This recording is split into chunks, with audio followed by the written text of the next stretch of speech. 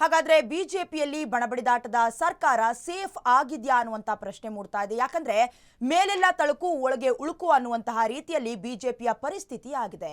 BJP ನಾಯಕರಿಗೆ ಬಿಸಿ ತುಪ್ಪವಾಗಿ ಪರಿಣಮಿಸಿದೆ ಬಣಬಡಿದಾಟ.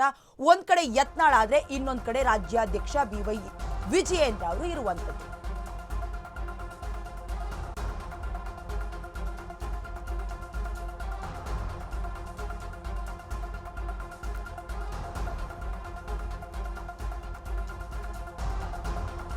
ಒಂದ್ ಕಡೆ ಯತ್ನಾಳ್, ಇನ್ನೊಂದ್ ಕಡೆ ರಾಜ್ಯಾಧ್ಯಕ್ಷರಾಗಿರುವಂತಹ ಬಿವೈ ವಿಜಯೇಂದ್ರ ಅವರು ಬಣಬಡಿದಾಟಕ್ಕೆ ಮತ್ತೆ ಇಬ್ಬಾಗದಿಂದ ಸರ್ಕಾರದ ವಿರುದ್ಧ ಹೋರಾಟ ಮಾಡೋದಕ್ಕೆ ನಿಜಕ್ಕೂ ಕಷ್ಟವಾಗುತ್ತೆ.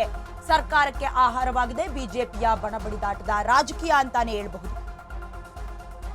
ಸರ್ಕಾರದ ವಿರುದ್ಧ ಧ್ವನಿ ಎತ್ತೋದಕ್ಕೆ ಬಣಬಡಿದಾಟ ಎಲ್ಲೋ ಒಂದ್ ಕಡೆ ಮುಳುವಾಗುತ್ತೆ.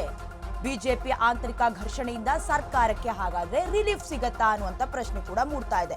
ಯಾಕಂದ್ರೆ ಇಲ್ಲಿವರೆಗೂ ಕೂಡ ಕೇಸರಿ ಪಾಳ್ಯದಲ್ಲಿ ಏನು ಎರಡು ವಿಭಾಗವಾಗಿ ಬಿಜೆಪಿ ಸರ್ಕಾರ ಓಡ್ದೋಗಿದೆ ಅಂತಾನೆ ಹೇಳ್ಬೋದು. ಒಂದ್ ಕಡೆ ಯತ್ನಾಳ್ ಅವರು ಪ್ರತ್ಯೇಕವಾದ ಸಭೆಗಳು, ಪ್ರತ್ಯೇಕವಾದ ಪ್ರತಿಭಟನೆಯನ್ನ ಮಾಡ್ಕೊಂಡಿದ್ರೆ, ಇನ್ನೊಂದ್ ಕಡೆ ರಾಜ್ಯಾಧ್ಯಕ್ಷರಾಗಿರುವಂತಹ ಬಿವೈ ವಿಜಯೇಂದ್ರ ಅವರು ಅವರ ಮನಸ್ತಾಪ ಹಾಗೆ ಅವರ ಒಂದು ಏನು ಬೇಸರವನ್ನ ವ್ಯಕ್ತಪಡಿಸ್ತಾನೆ ಇದ್ದಾರೆ.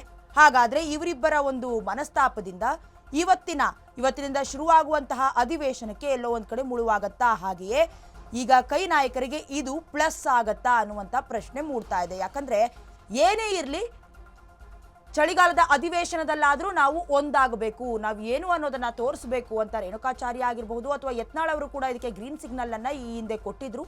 ಅಂದ್ರೆ ನಮ್ಮ ಈಗ ಆಡಳಿತಾರೂಢ ಸರ್ಕಾರಕ್ಕೆ ಏನೇನು ಭ್ರಷ್ಟಾಚಾರದಲ್ಲಿ ಮುಳುಗೋಗಿದೆ ಅದನ್ನೆಲ್ಲ ನಾವು ಪ್ರಶ್ನೆ ಮಾಡ್ತೀವಿ, ಒಟ್ಟಾಗಿ ನಾವು ಧ್ವನಿ ಎತ್ತುತ್ತೀವಿ ಅಂತ ಹೇಳಿಕೆಯನ್ನ ಕೊಟ್ಟಿದ್ರು ಕೂಡ ಇಷ್ಟು ದಿನಗಳ ಕಾಲ ಇಬ್ಬಾಗವಾಗಿದ್ದಂತ ಈ ಇಬ್ಬರು ನಾಯಕರ ನಡುವೆ ಇನ್ನು ಮುಂದೆ ಹೋರಾಟ ಮಾಡೋದಕ್ಕೆ ಕಷ್ಟ ಆಗತ್ತಾ ಸರ್ಕಾರದ ವಿರುದ್ಧ ಅನ್ನುವಂಥ ಪ್ರಶ್ನೆ ಮೂಡ್ತಾ ಇದೆ. ಸರ್ಕಾರದ ವಿರುದ್ಧ ದನಿ ಎತ್ತೋದಕ್ಕೆ ಈ ಬಣಬಡಿದಾಟದ ಬೆಂಕಿ ಎಲ್ಲೋ ಒಂದ್ ಕಡೆ ಮೈನಸ್ ಆಗತ್ತಾ ಅನ್ನುವಂಥ ಪ್ರಶ್ನೆ ಕೂಡ ಮೂಡ್ತಾ ಇದೆ. ಹಾಗಾದ್ರೆ ಬಿಜೆಪಿಯ ಆಂತರಿಕ ಘರ್ಷಣೆಯಿಂದ ಕೈ ಸರ್ಕಾರಕ್ಕೆ ರಿಲೀಫ್ ಸಿಗತ್ತಾ ಅನ್ನುವಂಥ ಪ್ರಶ್ನೆ ಕೂಡ ಮೂಡ್ತಾ ಇದೆ.